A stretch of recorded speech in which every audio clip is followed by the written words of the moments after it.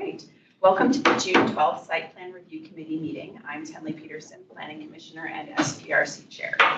Tonight we're doing an educational primer on site plan conditions. We will review the standards conditions step by step, highlighting common topics of interest, and then go over common deviations from the standard conditions and examples of when and why those deviations happen.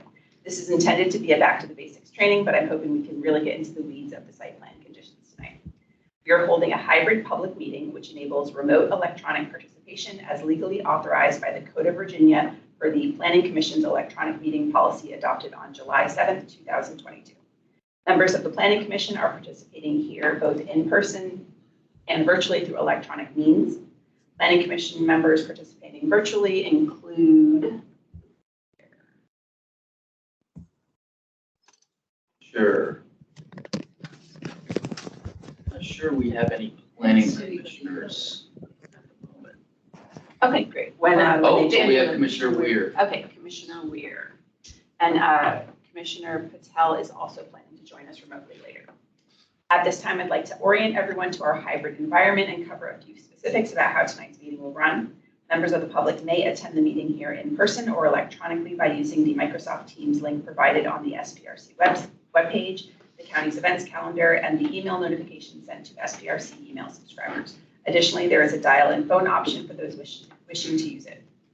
For our planning commissioners joining virtually, if anyone loses internet connectivity during today's meeting, please reconnect with us by phone. Please keep yourself muted until you're called upon. Turn off sound to any other devices around you to minimize interference.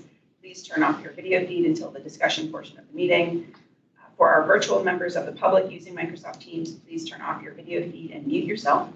Microsoft Teams meeting chat is active for the purpose of planning commissioners who need technical assistance or members of the public who may need technical assistance. The Teams chat should not be used for discussion. If planning commissioners participating virtually wish to be recognized to speak on an item during the course of the meeting, please raise your virtual hand in Teams. Staff will monitor Teams to see who would like to speak. If planning commissioners are participating via phone today without the hand raise option, I will check verbally to see if there are members who still want to be recognized, and you can unmute and speak then. Lastly, this is a public forum. Today's meeting will be recorded and posted to the county website. All information associated with today's meeting, whether written or spoken, is subject to the Freedom of Information Act requirement. Now let's go around the room and introduce ourselves, please. Like I said, I'm Tenley Peterson, Planning Commissioner and SPRC Chair. I'm Leo Sarley with the Planning Commission. Erica Butter, Planning Commission. Leah Bagley, Planning Commission. Okay, and Planning Commissioners on Teams. Daniel Weir, Planning Commission. Thank you. All right. Now I'd like to turn things over to Mr. Matt Pfeiffer, Arlington County Site Plan Review Supervisor, to lead us through today's educational primer. Thank you very much, Tenley. I'm going to go ahead and share my screen from my laptop, and hopefully that works. Let's see. While I'm booting this up, as Tenley said, my name is Matt Pfeiffer. I am the Site Plan Review Supervisor in current planning. One of my duties, did this come up? Yep. Yep. One of my duties is, there we go. One of my duties is to sort of be the keeper of the standard set of site plan conditions that we use as a basis for all site plan projects that come forward. Also, one of the things I do is, when warranted, work on updates to the standard site plan conditions list. As we'll get into this, the standard site plan conditions are not an adopted regulation. They are simply a set of conditions that we use as a base for each site plan project, and each site plan project takes that base and then molds those conditions to fit the specific project. Also, in about, I think, around 20 minutes, I'm going to be joined by Aaron Schreiber, who's the current planning manager. And so he and I will be available for questions. So, okay, first slide. Just this has the agenda. We already did welcome and introductions. I'm going to go through this staff presentation. Some of the things that I'm going to touch on are the legal framework for site plan conditions, I want to give everyone an overview of the permitting process because it is sort of, I wouldn't say under the radar, but it is not subject to the public review process. So I think a lot of what is in the site plan conditions has to do with the permitting process. So I think it's helpful to give just an overview of how that works because it's referenced many, many times in the conditions. I'll talk about kind of what are some of the major categories of the conditions and how do those, why do we have them and what do they do? I'll talk about how the conditions are administered post-approval, and then kind of talk about what are some of the common site-specific adjustments that we see for conditions. After that, we'll do clarifying questions, and then as Tinley alluded to, the intent here is to have a walkthrough of each of the conditions, and we'll go through them one by one and see if there are any questions on each of them. So talking about the legal framework, what are site plan conditions? They are legal instruments that are approved along with 4.1 site plan drawings that regulate site plans from a legal perspective. So they regulate land use, development statistics, features, amenities, mitigations, building and site operations, construction activities, and permitting processes for site plans. They are approved by the county board and are applicable for the life of a site plan. As I mentioned, they're legal instruments. They can only be amended by the county board. Yeah, so what enables site plan conditions? So the Arlington County Zoning Ordinance, section 15.5, allows for the board to designate conditions that will ensure that the features and the design of the site plan are consistent with the drawings and presentations that were shown to the public and the board, and also that the use of the site plan, the uses are regulated to ensure protections for existing abutting properties and neighboring streets. The standard site plan conditions, again, I already alluded to this, but standard conditions are a starting point for site plan projects. They are not, the document itself is not in itself regulatory. It is not adopted by the board. It is reviewed by staff in the county manager's office. But like I said, in and of itself, it is not regulatory. When it becomes regulatory is when that standard set is used as a baseline to form the conditions for a specific site plan project. So what we'll be going through is the standard site plan condition set, but keep in mind that if a site plan project comes forward, that set will be adjusted, amended, and molded to fit that specific project.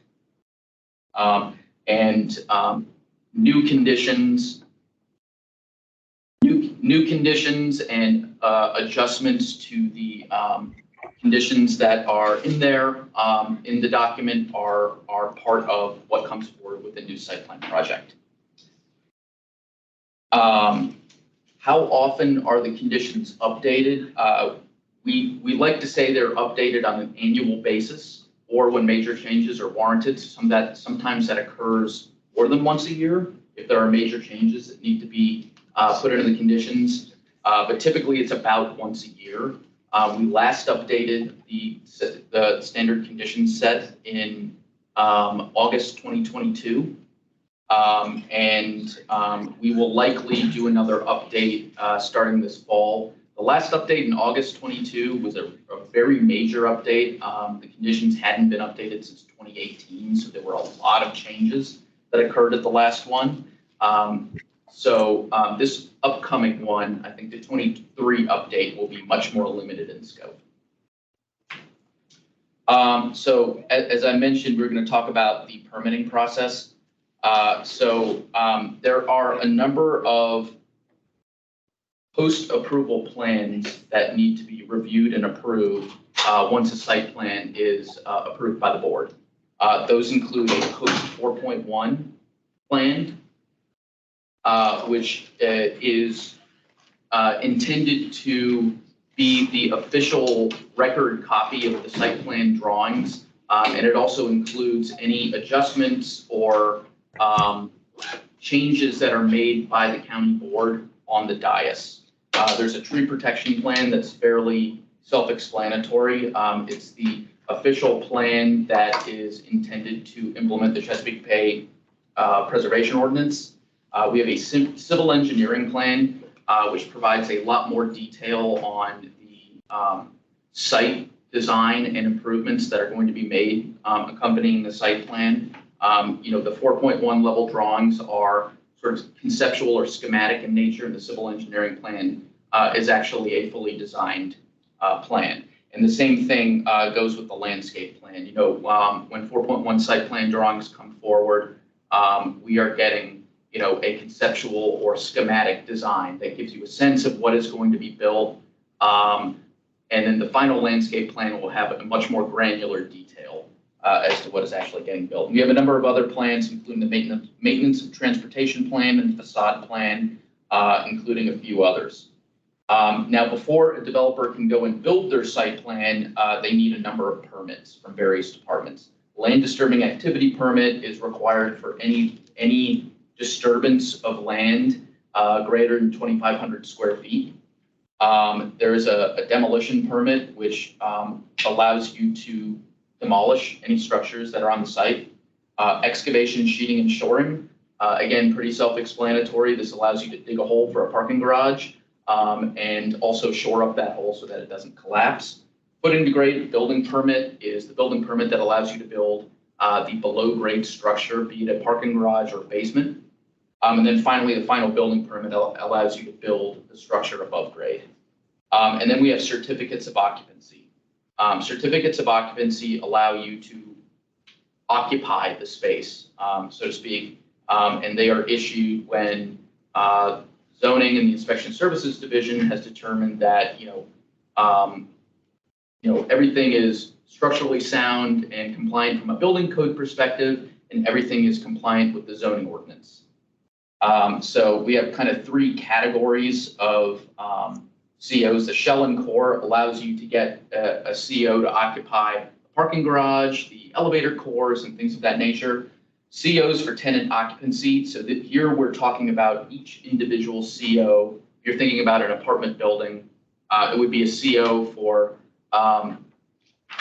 each individual residential unit or retail space or hallway or lobby or mail room or things of that nature. A master CO is a final CO you would get for a site plan project that would allow you to go back to your financier and say, I've completed this project, let's settle up. So what are the major categories of site plan conditions? What do they do? So we have a number of conditions, including post 4.1 plan, photographic record of development, wall check survey, building height certification. These are things that ensure that the site plan is built to compliance with the 4.1 drawings. So there are various checks along the way throughout the process that the zoning division and the inspection services division will check through benchmarks to make sure that, for example, that the hole is dug in the right place, that the walls of the building are put in the right place, that, the building height is as high as it was approved for. So things of that nature. Along with those also, we have, conditions that require, certain timings related to vacations and encroachments, related to deeds of public easements and dedications. So things like, are you dedicating your sidewalk easements at the right time and in the right location? Another category we have are standards for post-approval plans. So, I just went through all of those post-approval plans that we have. We have standards for tree protection plan, civil engineering plan, final landscape plan, facade plan, and each of the conditions talks about, what needs to be shown on each of those plans for there to be general compliance with what was agreed to in the site plan. One thing I skipped over, but I want to come back to, is the multi-building phasing plan. So in situations where we have site plans where we have more than one building, you are allowed to administratively develop a phasing plan, which says, I have building A and building B. Well, I'm going to build building A now and build building B at a later date. And the phasing plan allows staff to review that and say, okay, you're going to build building A now. Well, you have to deliver this extent of sidewalks, this extent of open space along with building A. and then the rest of it can be delivered to building B. So that's what the multi-building phasing plan does. Site plan conditions also regulate construction activity, and that's a big one. So we have conditions that are related to the placement of construction trailers. Hey, Jim. We have conditions that regulate construction activity and hours, that you can do construction activity, both construction in the right of way and construction on private property. We have conditions that require community outreach during construction site maintenance, utility company notification. So there are a variety of things there. We have conditions, I call this mitigations, but really what this bucket is, if you can see my cursor, I've titled this mitigation, but really what this bucket is pertaining to are things that you need to do to ensure that your site plan project fits in with its surrounding context. So this would be expected of anyone who's building a building, would need to do these things in order to, comply with the county's plans and policies. Those include, residential and retail relocation, documenting historic sites if you're demolishing one, sustainable design if you're not asking for additional density, you still need to demonstrate that you are complying with the county's community energy plan. The base affordable dwelling unit contribution, which is something that is required by the zoning ordinance. I always struggle with this acronym. It's SEPTED, and what it is a required review by the police department to ensure that features of the site plan are not causing undue crime. It is crime prevention through environmental design. There it is.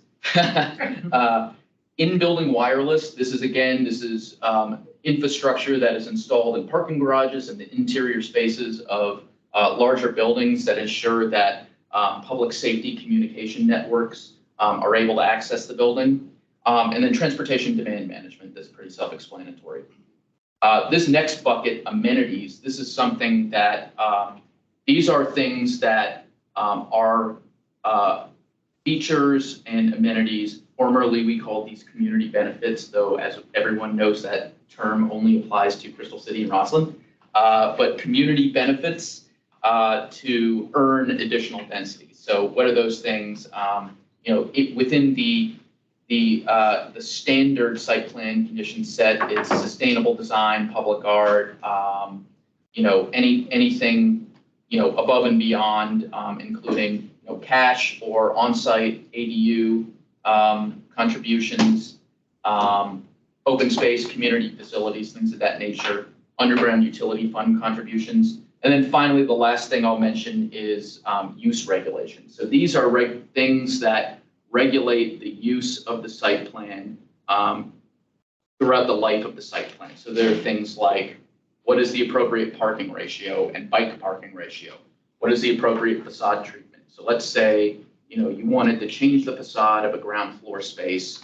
There are standards in the facade treatment condition that require a certain design aesthetic. Loading and trash collection, emergency vehicle access, standards for ground floor uses, including retail, and a variety of other things. A note on here, this is not intended to be an exhaustive list. The purpose of the slide is just to illustrate kind of what are the various site plan conditions that we have and what do they do. So administration of conditions. So when we have a site plan approved, how do we actually ensure that these are being done and completed the way they were intended? So I will say that site plan conditions are administered by the county zoning office. They're administered exactly the way they administer the zoning ordinance. And in fact, I think a good way to think about a site plan and a set of site plan conditions is that it is, in essence, it is a site-specific zoning ordinance that allows a specific building or use on a site. But in any case, so in terms of administration of conditions, the way we have the conditions set up is that they are benchmarked to various permits. So a few slides ago, I talked about the various plans and permits that are required post-approval.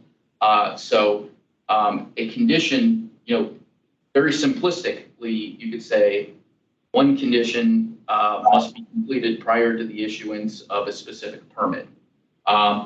In reality, it's a lot more complicated than that. And the example I'll give is the civil engineering plan.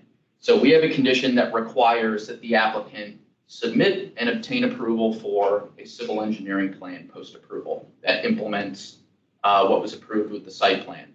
Now, there are various benchmarks that ensure that that is completed along the way. So the civil engineering plan must be submitted prior to the issuance of the land disturbing activity permit. The civil engineering plan must be approved by the Department of Environmental Services prior to the issuance of the footing to grade building permit. And then there are also benchmarks that talk about, the civil engineering plan has a number of public improvements that need to be delivered. And so there is timing associated with the delivery of each of those public improvements. So underground infrastructure, to the extent that that is, provided with a site plan, so we're talking about conduits and things of that nature, those have to be delivered and in working order prior to the issuance of a shell and core certificate of occupancy. Above grade infrastructure, so now you're talking about sidewalks, curb and gutter, open spaces, things of that nature, that has to be delivered prior to the issuance of the first partial CO. So if you have an apartment building and you want to start leasing up that apartment building, you want to get a CO for the first block of units on the first floor, you have to deliver your open space, your sidewalks, your curb and gutter, all of that stuff before the county will issue you a certificate of occupancy for that first block of units. And then finally, private amenity areas. This was actually a new tweak that we did in the last round of updates. We separated out private amenity areas since those were, as we were seeing, developers were always kind of late in delivering those. We allowed those to be implemented prior to the final partial CO. So if you come in, say you have a 10-story building, when you come in for the block of units on the 10th story, you will have had to have delivered those private amenity areas prior to getting the COs for those. So that's an example. So what are some of the common site-specific adjustments to the standard conditions? As I mentioned, the way to think about this is not that these are abnormal. The way to think about this is that every single site plan that will come forward before the commission will have site-specific adjustments. They have to, because the standard set is just kind of a starting point, and every condition is not going to apply to every project, right? And some projects may require additional regulations, or, one thing is, I have here, there are fill in the blanks that will have to get filled out to suit the specific needs of the project. So some of those things include, intentional omission of non-applicable conditions. So there are, not every project is going to have residential or retail relocation, right? In fact, most don't. So those are common conditions that we strike, and they're intentionally omitted. Some sites are not going to have the historic site demolition because there's no historic resources there. The Green Building Fund is something that we only require developers to pay into if you are not participating in the Green Building Incentive Program. So we'd strike through that for most projects. There are a lot of fill in the blank conditions. So example include, in our CEP condition, our civil engineering plan condition, we have a whole list of infrastructure and improvements that are filled in on a site-by-site basis. So for example, are there any water line or water main improvements that need to be done? Are there any, sanitary or storm sewer, utility improvements that need to be done? So things of that nature. So those are filled in with every site plan for that condition. The affordable dwelling unit condition, again, that's going to be filled in for every site plan based on the specifics, the specific statistics that are proposed. Parking, again, we have a fill in the blank kind of system set up with that condition such that, if it's a mixed use building, you're going to fill in what is the approved residential parking ratio, visitor parking ratio, retail parking ratio, et cetera. Site-specific amenities. Again, these are things that are contributions to earn additional density, public spaces.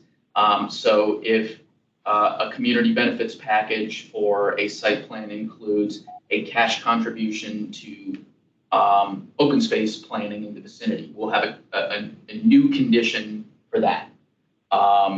Or public spaces. So if there's a new public park that's going to be delivered with the project, we will have a condition for dedication of a public park easement that will have a whole long list of benchmarks and requirements and design specifications that, again, it's not part of our standard conditions, but that will be developed for this specific site plan. Site-specific use regulations. The one that really comes to mind here is that we only do in certain occasions is a requirement for a loading dock master. In a lot of cases, residential projects, we don't need that.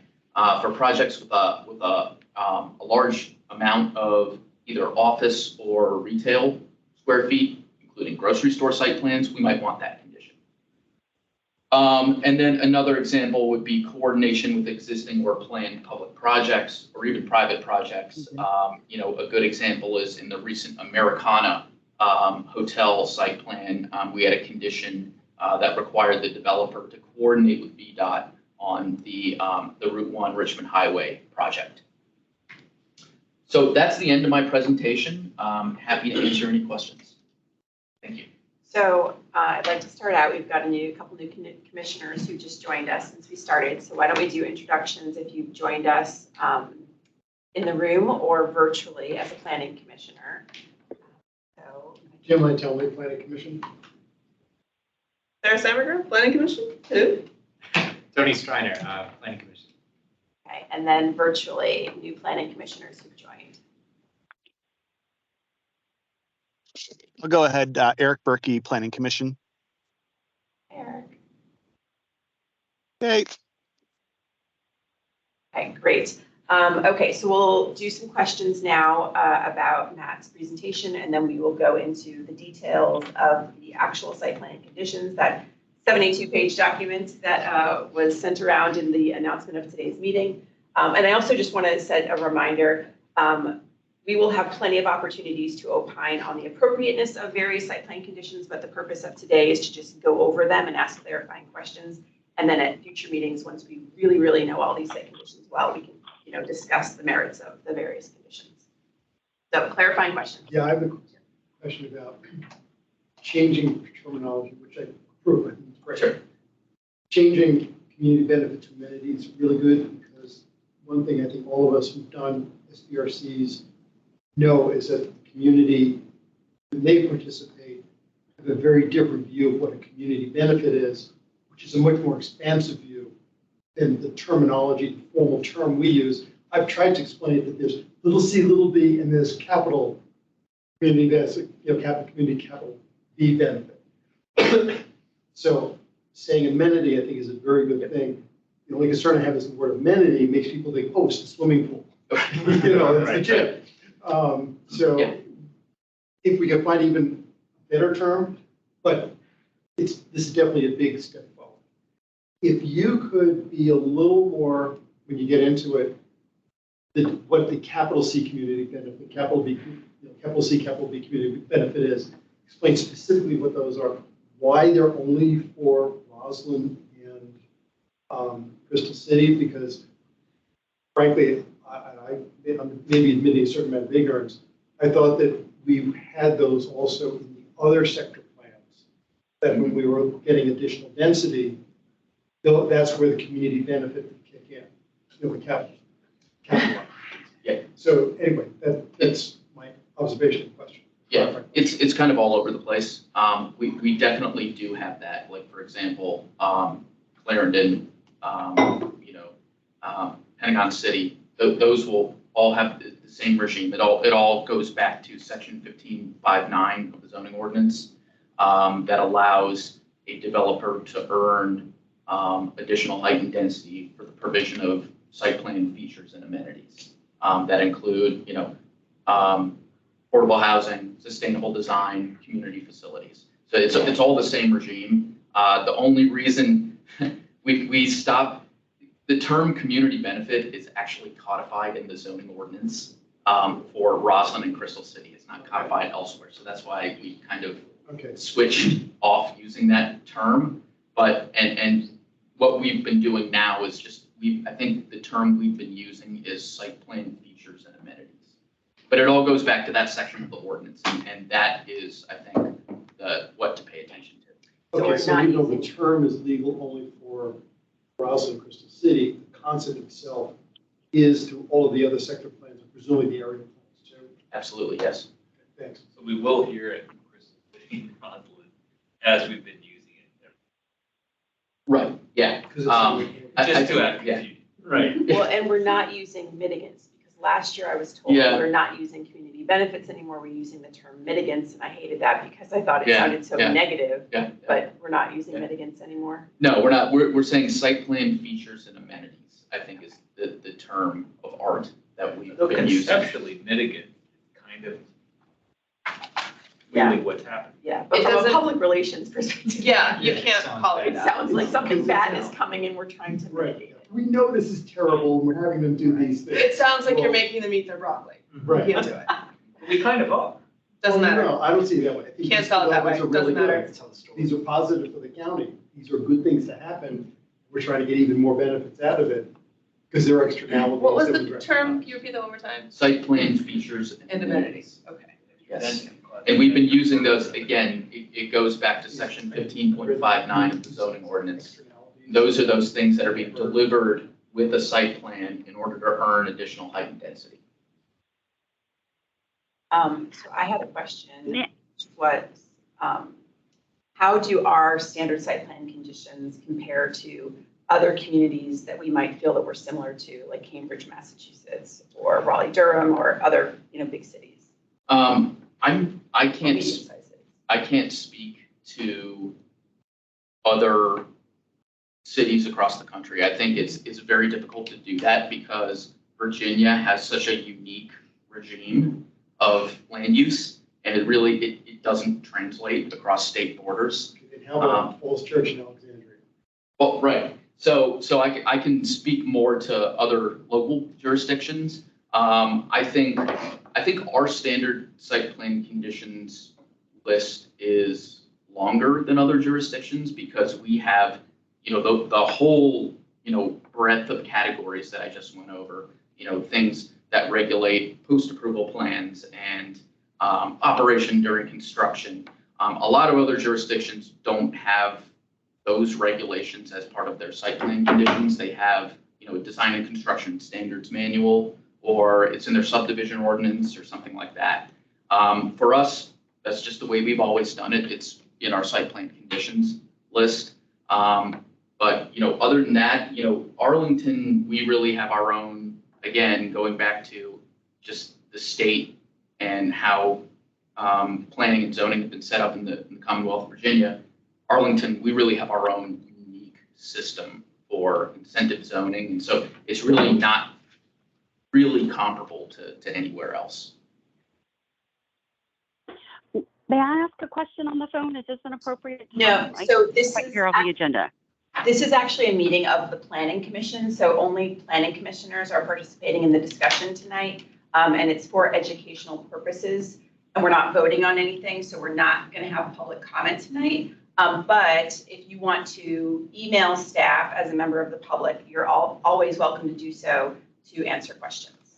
Can a commissioner from another commission? Not for tonight. And why would someone post it on Facebook then? Planning commission people. Yes, Why for members of the planning commission. Huh? It's for members of the planning Planning commission. commission, Yes, yeah.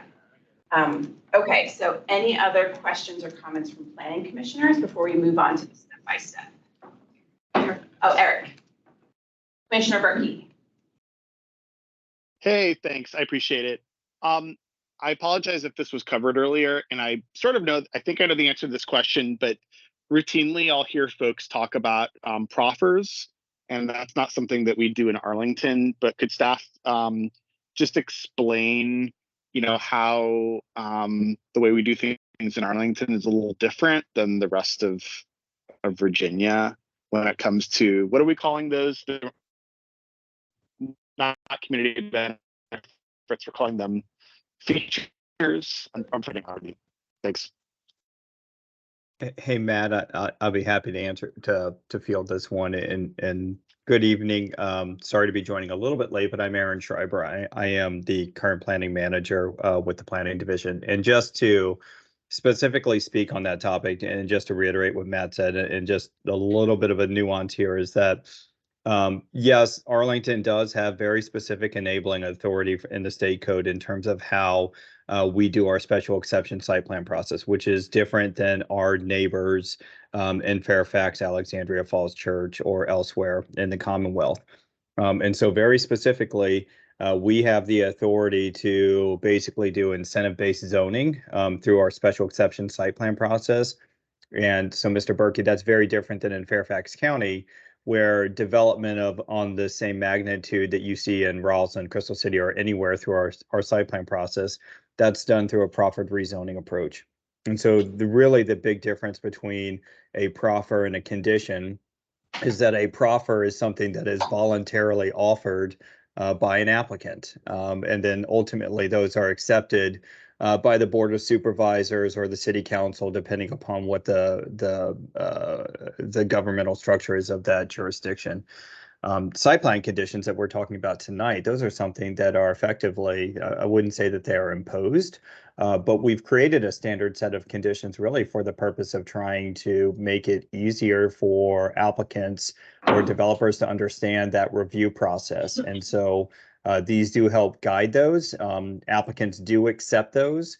And then ultimately we can tweak those and then the board approves them. But again, these are not voluntary concessions like a proffer. These are something that are proposed by staff working on behalf of the county manager and ultimately accepted by the county board with each project. But the developers do have a say in helping to tweak those, and if they want, they can object to them as well. The board isn't going to typically adopt a project at the objection of a developer over a condition. That's just something that we would never see that occur. So that's where we're very different than our neighbors like with Fairfax or Loudoun, where they do have a proffer system. And then the other thing that really I think differentiates us through the use of the special exception site plan conditions rather than the proffered rezonings is that with our site plans, those also have a very finite term of validity, and it is 3 years. And so that's why you see we get very specific in terms of when they have to commence the project. Otherwise, the site plan does become null and void. In the proffered jurisdictions like in Fairfax, once a project is approved, it's good forever. And so there is no timeline. So that's why you see projects that may have been approved by a county board or board of supervisors back in the 70s or 80s, and they don't get built for 20, 30, 40 years, and they're being built according to that proffer statement that was adopted by the board or the city council back at the date of approval. So where this is really beneficial for us in Arlington is because we have that 3-year window with those conditions. You're seeing projects come to fruition much quicker, and they're coming to fruition based on a much more current version of conditions. So those are just some ways in which we differentiate ourselves from our neighbors, but it is all based upon our enabling authority. Great. Thanks for the succinct explanation, Aaron. Really appreciate it. Thank you. Okay, so why don't we go on to the actual site plan conditions document, which was shared in the email announcement. I will also bring it up. Yeah, we'll pull it up. Yeah. Can I ask a question? Just, this has to do with, because I can't see the screen. Oh, sure, technical. Okay. Yeah, sure.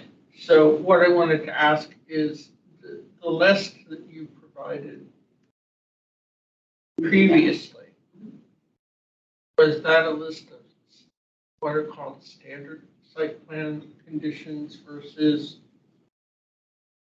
Yeah, it's the 72 page versus document. something that's voluntary?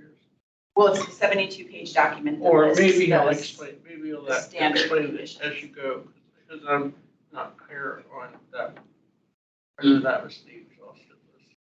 Yes, so the list of conditions that was posted with the, on the site plan review committee page for this meeting tonight, that is the standard set of conditions in Arlington. So that, as Aaron explained, we don't do proffers. Yeah, if you could just be a little bit more. I can't see that.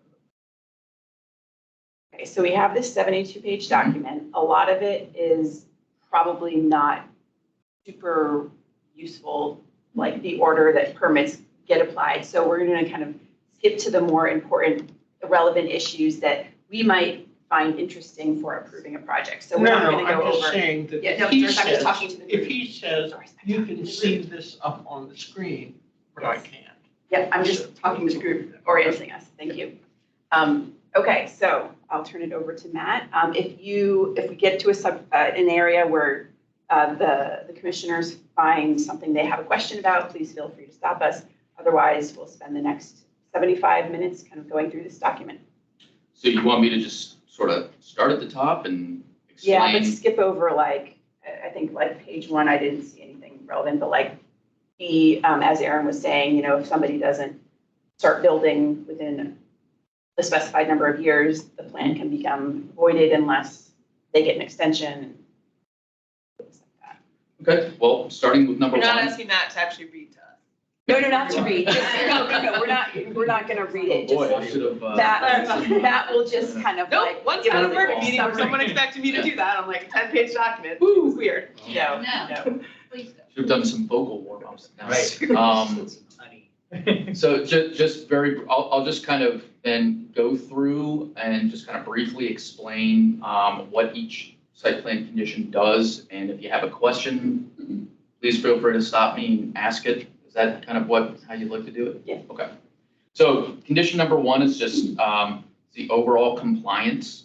And it's just saying that it's establishing that the developer agrees that, these conditions are regulatory, they're applicable for the life of the site plan. You have to comply with all federal, state, and local laws, essentially. Condition number 2 is. And you can skip things.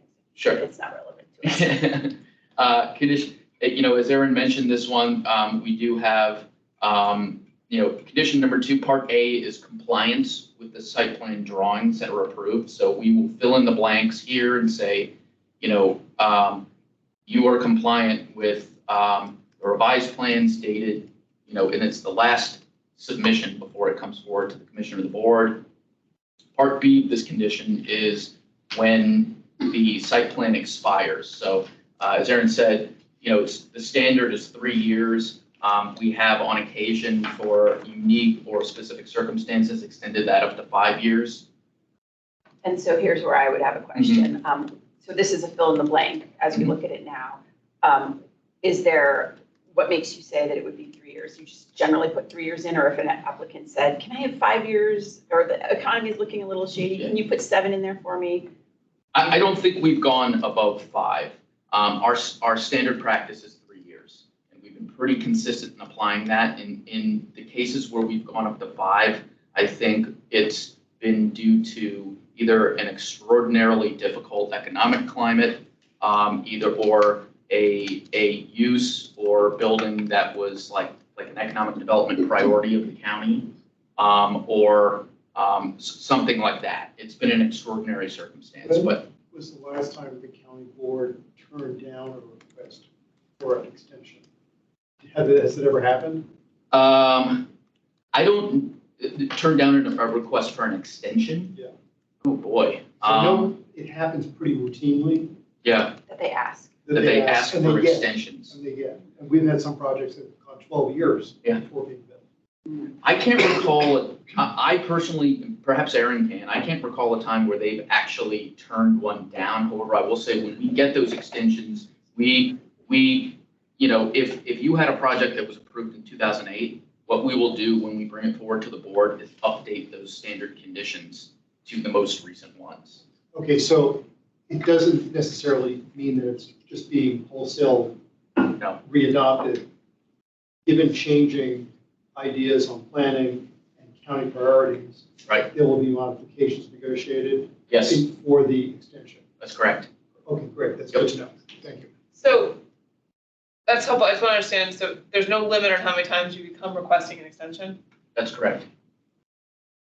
And it becomes a decision by the board, but like I said, we would, and I used to do this personally, like the Roslyn Gateway project, that was approved, 2010 maybe, 2009. And, they came up for extension in, 2018 or something like that, after we had done a major reformat of the conditions. So we went through line by line and completely updated the site plan conditions for that project. Because the Beacon imperative also set fallow, actually went to like 3 different owners before it was built under essentially the original site plan. Now, it becomes difficult because there are times when, a site plan will be up for expiration and they'll submit a minor site plan amendment to extend the term of validity. And then that's when we will go through and sort of modernize it. However, the General Assembly is in the habit of automatically extending site plan approvals. So there are certain site plans that have not had to do that because when they've come up for expiration, for whatever reason, I remember in 2008, 2009, because of the Great Recession, the General Assembly just automatically extended a whole bunch of site plan approvals. That's a different animal. COVID, That's out same of our thing. hands. So, Yeah. So we've had the opportunity to get a bite at the apple to do that sometimes, and then sometimes, the term of validity has been extended by the General Assembly. Okay, so walk me through, which projects are going straight to the General Assembly for that? They don't go straight to the General Assembly passed a law saying all site plan projects that will expire as of July 1st, 2023 are hereby extended to July 1st, 2025. It's like an automatic. I understand. Well, we're on page 2, so I'm going to move us along. But I love these questions. I love that we're learning, and I'm also going to move us along, so. So condition number 3, post-county board 4.1 filing. This is a requirement for a plan that, as I mentioned earlier, captures all of the changes or adjustments that the board makes on the dais. Site plan conditions review meeting. This is just a requirement that the developer participate in a meeting with the zoning office. The zoning office coordinates this meeting where zoning will sit down and explain in very minute detail all of the requirements of the site plan conditions and what they need to submit and do to complete those requirements. And various county departments and review groups will be present at that meeting to help supplement. I already talked about the multi-building phasing plan, so I don't think I need to belabor this one. But again, the idea with this is that if you have multiple buildings within one site plan, we're not talking about a PDSP here, we're talking about one site plan with multiple buildings, you can phase that post-approval. Vacations and encroachments. What this is are, if there are any vacations or encroachments associated with your site plan, this is just telling you, the timing of when the conditions of those vacation ordinances or encroachment ordinances need to be fulfilled in relation to construction. Condition 7, tree conservation and replacement. So this, before last summer, was actually like 3 or 4 separate conditions. That was all of this disparate language was kind of consolidated into one tree conservation and replacement condition. So this has a number of elements. There's a requirement that you do a tree survey to meet the standards set forth in the Chesapeake Bay Preservation Ordinance. you have to do a tree protection plan that is, again, consistent with the conceptual landscape plan of the site plan. There will be a tree bond that you will have to put up. And then there's language for final inspection and bond release. You have to submit your tree replacement plan and calculations at a certain timing. And then in this condition, there are certain standards for what needs to be on the tree protection plan. Emily, do you have questions on this one? So just unlike somebody who knocks down a house and then builds by right and, maybe has trees that they are saving on the lot or required, once they get their permit of occupancy, they could cut those trees down. But for these projects, they cannot do that. They have to keep the trees. They have to be maintaining them for the life of the project, or was it 3 years? I believe it is a certain amount of time. Let's see. I think it's 3 years after the issuance of the master CO that the bond is released. But essentially, it does require trees to be maintained for the life of the site plan. However, obviously we know that trees die and have to be replaced. Because I was a little confused because here we're talking about like there was a time limit before they get their bond back, but then a landscape plan they're required to keep for the life of the project. So I wasn't sure. That's my question is, how do those interact? Because the landscape plan would include trees, but the tree thing is completely independent of that. So your landscape plan is going to include trees. What this is talking about is about existing trees that need to be saved. Got it. So you're going to put up a bond to save these trees. If the tree dies within 3 years, you have to pay into the fund. After 3 years, if it dies, it dies. You just put a new tree there. Yeah. But the landscape plan could include those existing trees. It will include those existing trees. So if you're going to change the species or whatever, you need to come in and amend your landscape plan. Got it. Okay, good. So 8 is about construction trailers located within the site plan area. So this has to do with where you're going to put your construction trailer on the site during construction. You can also put it in the public right of way. So this is actually really talking about construction trailers that are on private property. And the purpose of this is to ensure that it doesn't interfere with any public utilities. Photographic record of development. This is so that the county has a record of how the site is being developed during construction. This is pretty not controversial.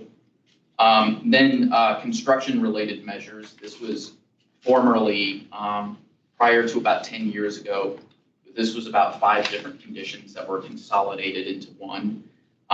But this includes the requirement for maintenance of traffic plan, which is actually, it's already required by code, but this has certain standards specific to the site plan. It'll have construction hours for construction both on private property and within the right of way. And it's also going to have standards on minimum clear width for pedestrian access along adjacent sites. And this is something that is filled out on a site-by-site basis. So some sites, will require every frontage to have this, and some it'll only be a select frontage. And so here's where I would have a question, because I remember, I think it was on Fairfax Drive over by the library, there was a big building going up and they didn't have any sidewalk or pedestrian access along the frontage of that. And I was always seeing pedestrians like running in the street, like into oncoming traffic. And so just thinking about how did that decision get made, or was that not, that must not have been part of the site plan condition. Right. So so this condition is, it's sort of developed and administered by DES. And specifically, the condition will be filled out in consultation with the DES planner who's assigned to the project and also the DES MOT inspectors. And, they'll look at a specific site and determine, based on pedestrian flows and traffic, which sidewalks and pedestrian routes really need to be maintained. So that's how this is proposed. But this is an example of something that, it's helpful for us to hear, when we get to the construction issues topic at SPRC. It's, I think, instructive to hear from the community what our priorities, so we can factor that into, how we're making these recommendations on this condition. That's really helpful. So when it is spelled out, and if there are situations where it's not done the way it was spelled out, then what is the? Well, that would be so if we say you have to maintain a 5-foot minimum clear with pedestrian access along Clarendon Boulevard, adjacent to the site throughout construction, when they go submit their MOT plan, it's not going to be approved by DES unless it contains that 5-foot minimum clear width along Clarendon Boulevard. Now, if they go out and they're actually setting up their temporary sidewalks and that's not done, that would be a violation of this site plan condition. So zoning would go out and issue them a violation. Okay, so is zoning routinely looking at those things, or is it only if it's brought to their attention? Well, we don't. I like to tell people that we have complaint-based enforcement. However, during construction, it's sort of a little bit different, just in the sense that, we have routine inspections that are scheduled at construction sites. So this is something that would probably be picked up by one of the DES inspectors. Because I remember at one point there were several projects simultaneously in Ballston, and there was a weekend where all the sidewalks were closed by all the projects, which was not supposed to happen. And we were able to find the ombudsperson who, even though we reached out to all the individual construction liaison people. Right.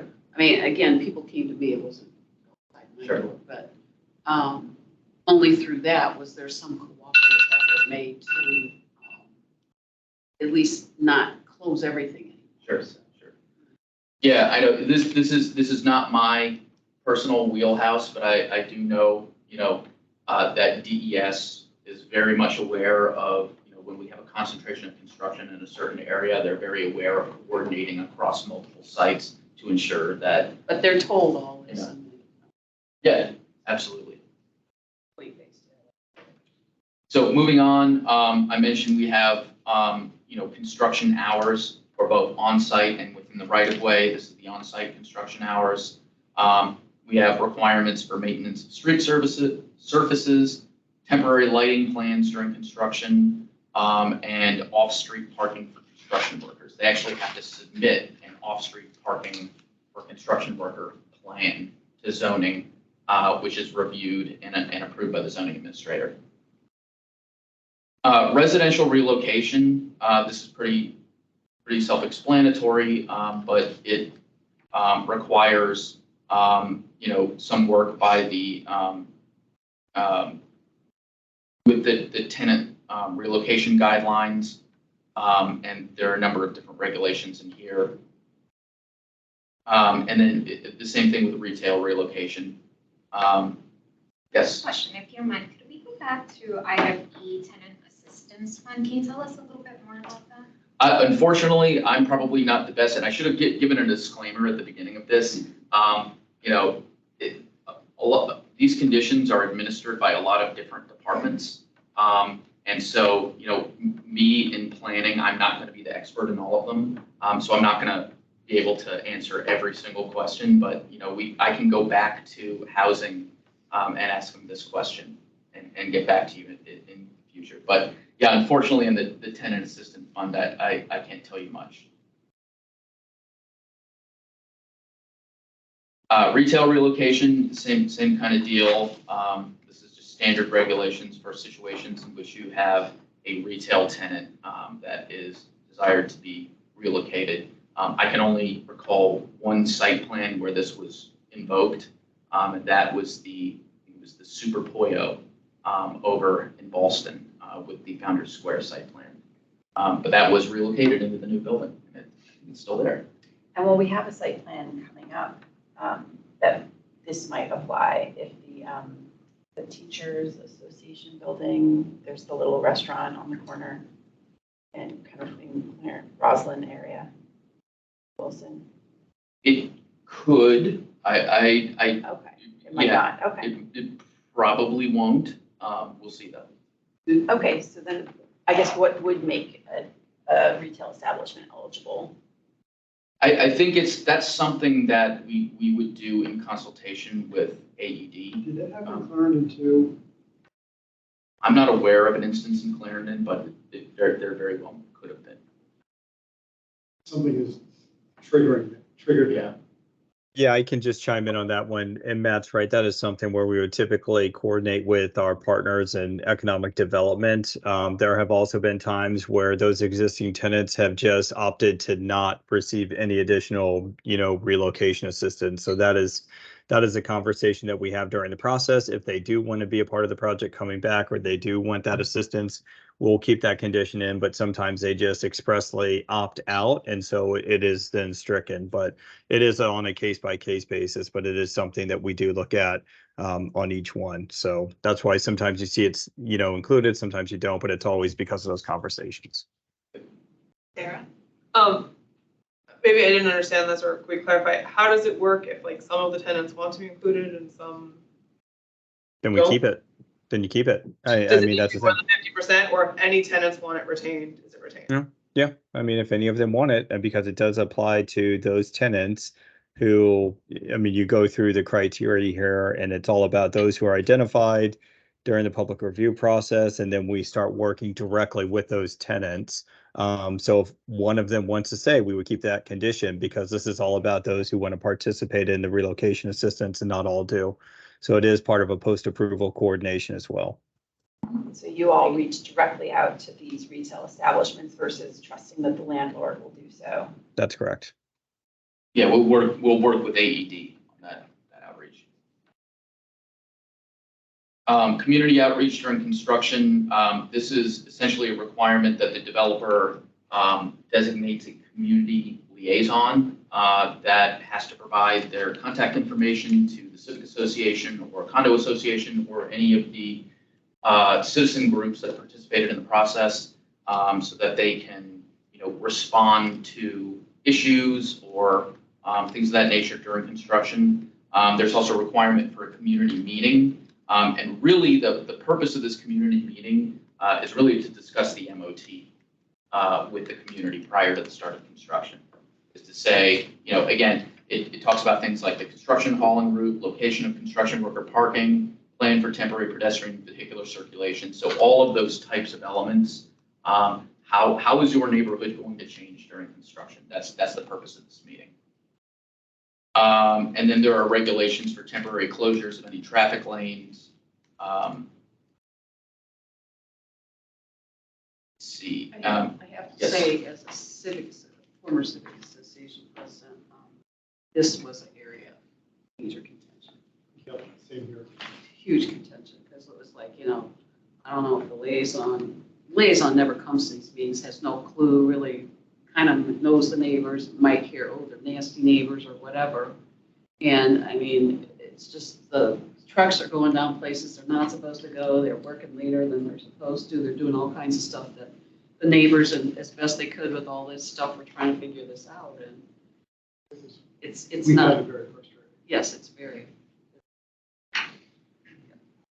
Certainly, It's not on you. No, It's no, a problem. it is something that we need to figure out how to address it. Yeah, like when the community contacts the liaison, then like CC the zoning.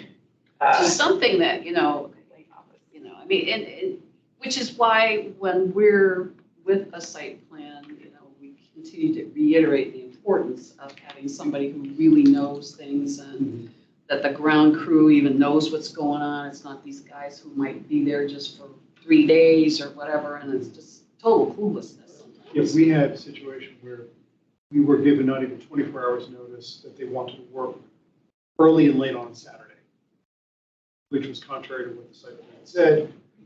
And our consultation was literally less than 24 hours, like, we basically felt we didn't have any real voice in that because it got rubber stamped by the county. So sure, go ahead and do it. Well, we had virtually no notice on it. There's no way to find out from the neighbors there, do you care? Will this affect you? Is this going to be a problem? It wasn't enough time. Well, and so here's a question, because in my reading of these conditions, you can only do that if there is an emergency nature to requesting the extension. That's But correct. in this case, was this like before that was put in there, or was the applicant? This was like 10 years ago. Yeah. Okay, yeah, so now it has to be a legitimate emergency, and it even gives examples of like, this is what an emergency is. Exactly. So there is a very prescribed process right now that is written into the conditions for when, construction can occur outside of the hours that are specified. Now, from time to time, we do have requests from developers to amend that to allow, certain exceptions. I can recall the Rawson Holiday Inn one. They had to do major construction within the Langston Boulevard right of way to realign like a major electrical line. And so the only time they could do that was like in the middle of the night. And so we had to amend that condition to allow for that activity, but there's a very unique and specific circumstance. But see, some of that's foreseeable too. That didn't come up 24 hours before. No. Right. Or it just happens, And it we was got 24 hours notice. Yeah, And right. in some of our projects, we have no notice. It just happens, and then the phones start going crazy and emails start going off, and then you hear about it. And in that specific example of Rawson Holiday Inn, that was something that was known and discussed at SPRC, so everyone was aware of it. So my comment about it having to be an emergency situation, that was for road closures, but just for like doing loud work at 6 a.m. on a Saturday, is that something that they need an emergency situation for? I would have to go back to that specific condition on, let's see, construction hours. Think. We can make a list of if we have. So there is a mechanism.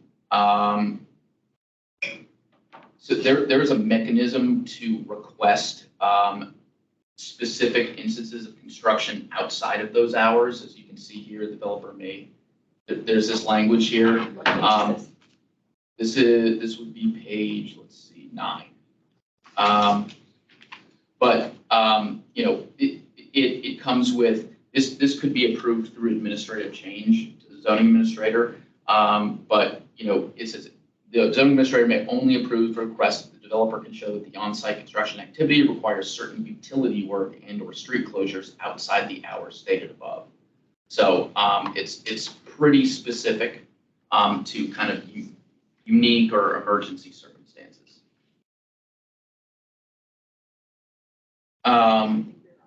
Yeah. 14. Let's see. 14. So construction site maintenance. This is pretty straightforward. Historic sites.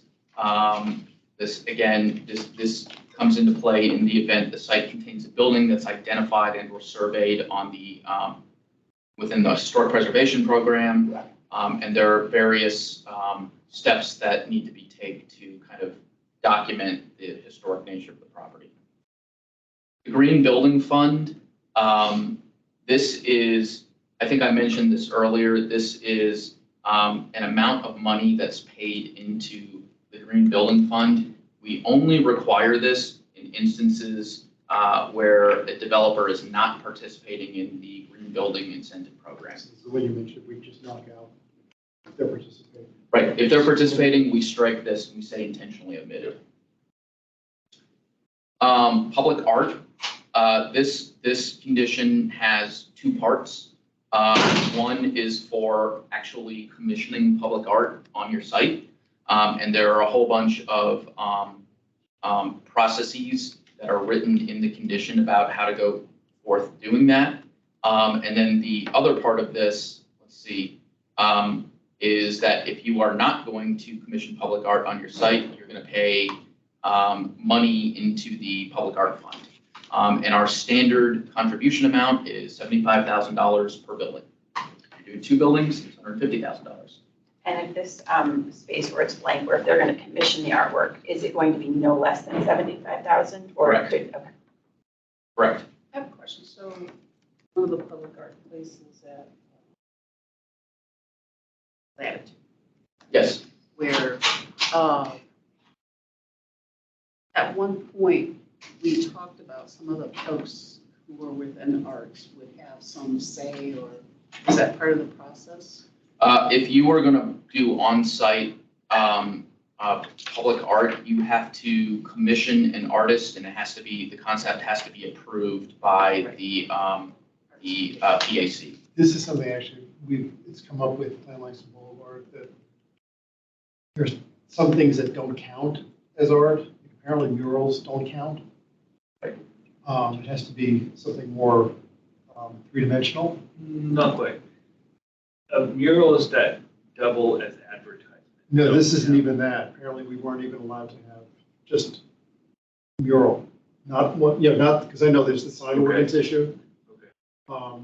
We were told that, nope, doesn't count. So this came up when we talked about the community art plan and how they kind of had a highbrow Right, opinion there's of an what equity issue counts also. as art, and so maybe that's Yeah. the reason why. Yeah, because we had a big discussion about that. I would say also, from the staff perspective, we tend to not look favorably upon, if somebody has, due to various site features, let's say they've got a big blank wall and we write in comments saying that's not good, you have to fix that, and then they say, oh, we'll put public art on it. We don't tend to look favorably on situations like that, so. Well, what is the definition of art in this situation? If it's not murals, what else? What is that? What are the specific features of that? That may be a question that is beyond my, my pay grade. I may have to. An artistic interpretation of that definition? Well, and in the documents, it says somebody has to approve it. Yes, it has to be approved by the Arlington Commission for the Arts, Public Art Committee. So they define it, I guess. Correct. Well, I think just, since I was on the committee, we're interested in art that is part and parcel of the project, as opposed to the example that Matt just said, and we had this problem with Amazon.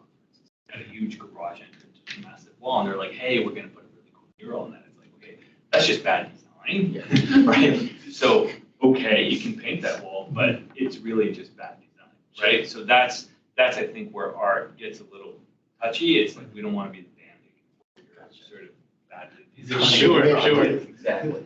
Lipstick on the pig. Yeah, exactly. So back to the thing at Latitude, where it was this highly exalted, at that time, community benefit for the community as the entrance to the gateway to the neighborhood and the whole 9 yards, and the thing didn't work, and there was zip ties on because it was this incredible wind thing that then broke, and now it doesn't work at all. So I guess my question is, the other things have some follow-up or something. This doesn't have, what happens when the piece of art doesn't work properly? Corner of North Monroe and you'll see it's zip tied down. It used to come out with, it used to move. It does not move anymore. It hasn't moved in years, because when it did, it sounded like something out of a Halloween movie. So. Yeah, I mean, I can't speak to that specific example, unfortunately, but I would That was a say, very specific example. yeah.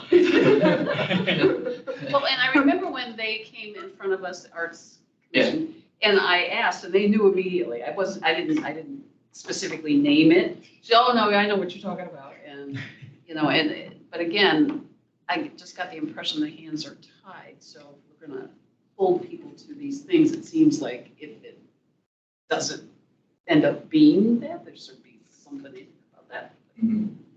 Yeah, again, I can't speak to the specific example, Sure. but I would say that as part of the site plan itself, it would be something that you would want to make sure is fulfilled, right? So, Well, it's zip tied generally right speaking, now. whether it's public art, whether it's open space, if it's not being delivered properly, that would have been something that was delivered as part, or supposed to have been delivered as part of the site plan package, so it would become an enforcement issue.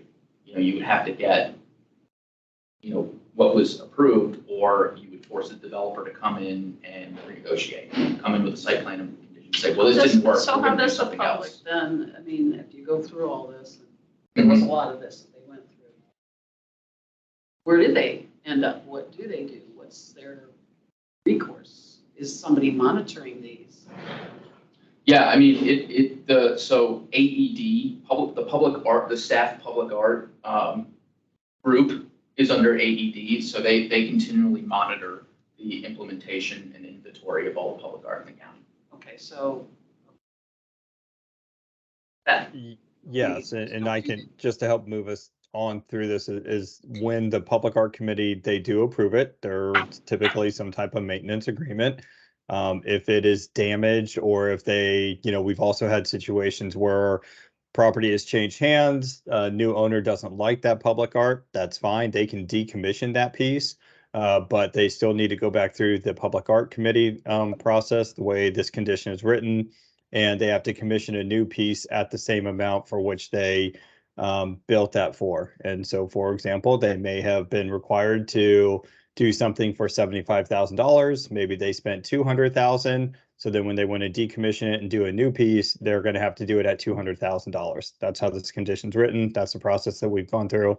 And those are monitored by public art staff. You can go on their website and they have public information on every piece that they have within their inventory. So that's just an ongoing review process. But I think the condition does a pretty good job of, identifying how they can decommission if necessary, but they have that separate process on maintenance and other upkeep.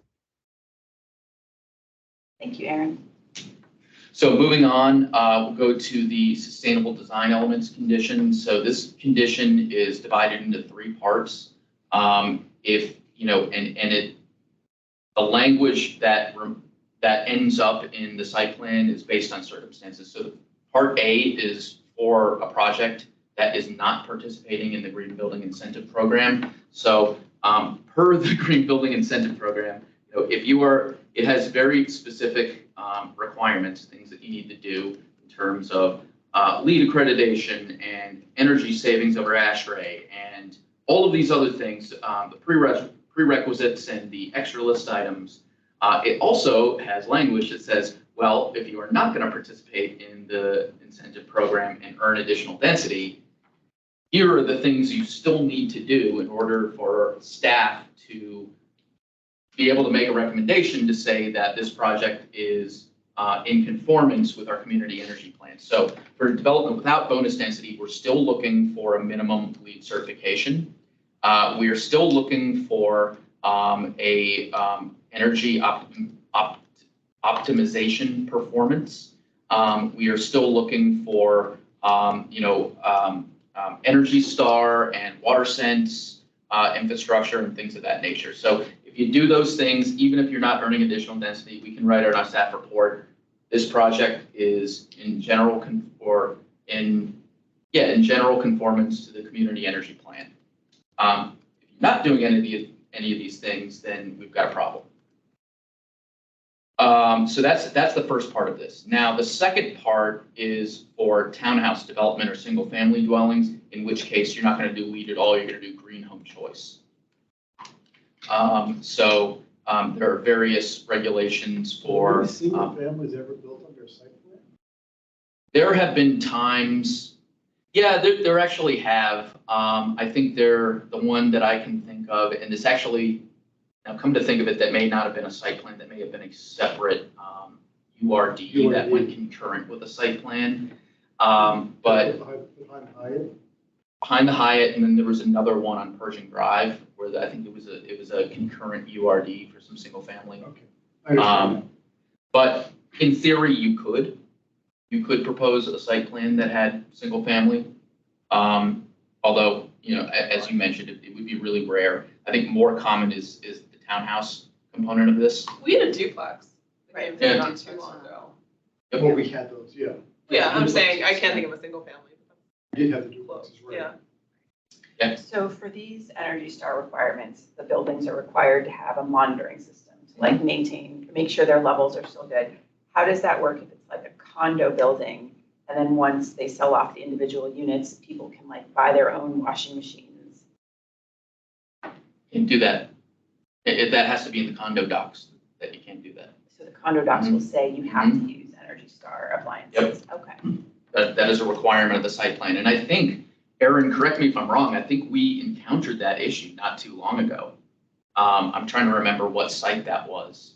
We did over on Clarendon Boulevard with the condominium project. They ran into some supply chain issues, but really it's what you're seeing now with our current standards. Our focus really more is about the performance of the building as a whole. So I would agree that individually each unit is participating into that and helping to meet those energy objectives. But I think that's why our Energy Star monitoring and the building's health as a whole is really what's helping us meet these standards. But it is for the initial occupancy, each unit type has to have the specified, water fixtures, appliances. What happens later, it's really up to their condo docs, but we are monitoring it on the building health system as a whole.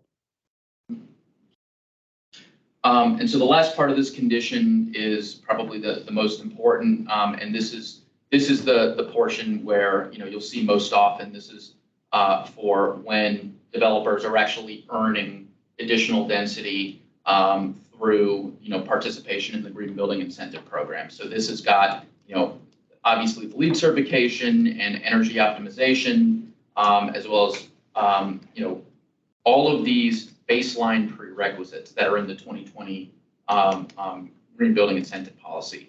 So refrigerant leakage, equity, diversity, inclusion, and all of this stuff. How often is this document updated?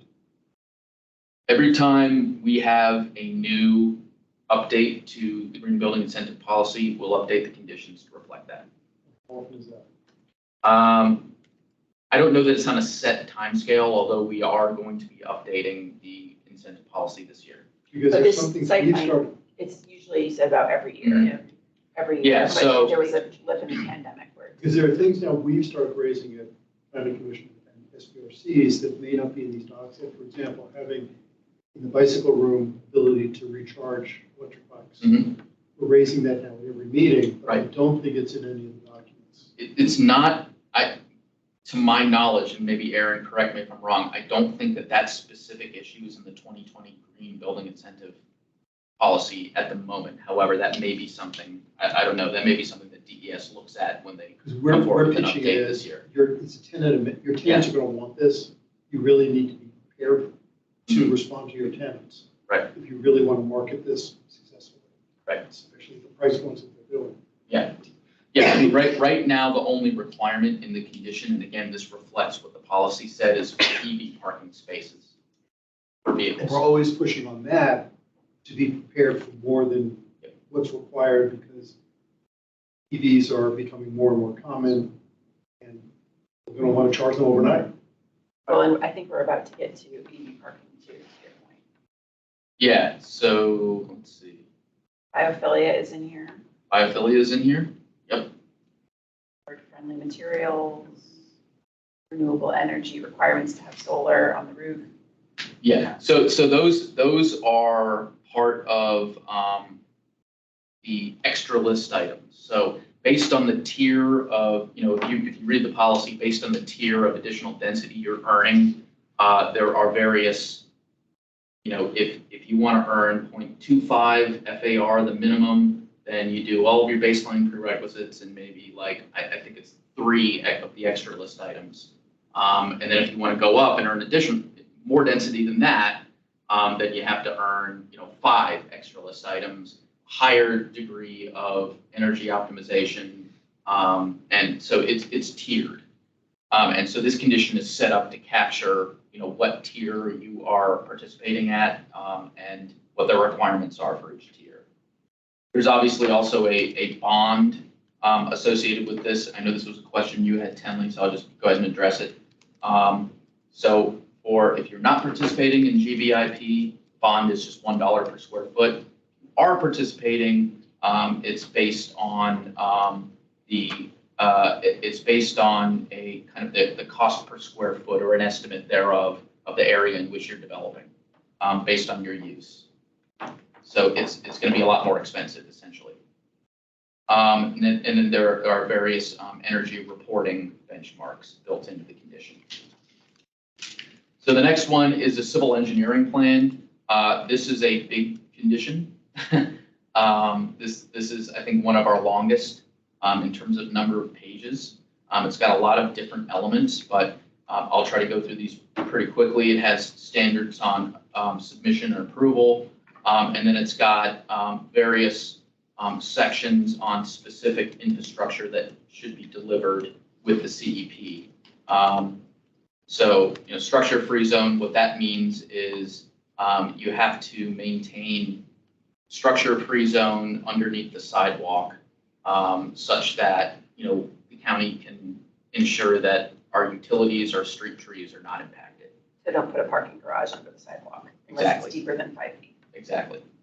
Water mains and services, sanitary sewer, storm sewer, electric services, undergrounding of area utilities, underground utility vaults, pavement, curb and gutter, streetscape. This is all, and then, obviously the streetscape, this is one of those fill in the blanks. What we'll do is we'll look at, we'll have each of the streets that are the project frontages, and we'll fill in the blank in the condition, minimum clear sidewalk width, 8 feet for this specific street, 10 feet for another specific Does this street. have where the public sidewalk could be used like for a restaurant space? How is that dealt with? And there's different ways of handling that in the county. Some of them it's up against the building, other places like Arlington, it's up against the curb, across from the building. Shirlington's got its own weird regulations. No, So I realize that. Shirlington is really an outlier. The current regime, and I say current When because is this it is going to supposed to- not change in a few months. Right. The current regime is that sidewalk cafe zones are not part of the site plan approval. If you ask for a zone to be reserved along the sidewalk for the cafe during the initial site plan, we will not support it. You have to come in when you have a tenant in hand with a CO. They have to submit a use permit, and then we will review it then and determine But you where the could, appropriate like, location ahead of is. time, you potentially, there could be one here, or there's never going to be one here, don't even bother asking. There's not enough room under our guidelines for this sector. Again, if you propose, let's say you've got a streetscape, and right here, we say your minimum clear sidewalk is 8 feet, and you've got a 12-foot streetscape, probably not gonna have much room to put a cafe there. Because you're not gonna be able to lower that clear sidewalk width at all, because that's in the condition. Right, and they will know that, you would let them essentially know that ahead of time.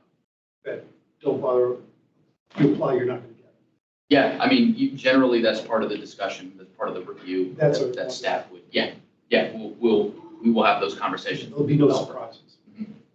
I also just wanted to jump back to the undergrounding of aerial utilities, because this was part of the conversation related to Career Center, where they were not putting all of their utilities underground, but that is a standard site plan condition that we ask of private developers, so that's one of the reasons it was kind of. You were not overly happy with that. Duly noted. Okay, sorry. It's okay. So I just talked about streetscape, visitor bike parking.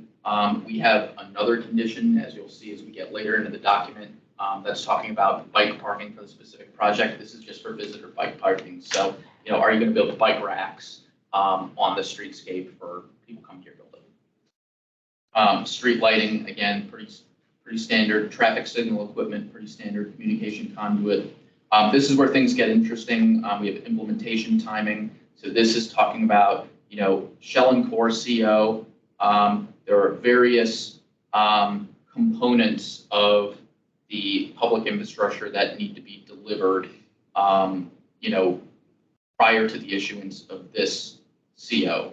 And so here we have undergrounding of aerial utilities, water main and appurtenances, sanitary sewers, storm sewer, communication conduits. So all of those underground utilities have to be delivered and in working order and inspected as in working order prior to the issuance of a shell and core CO.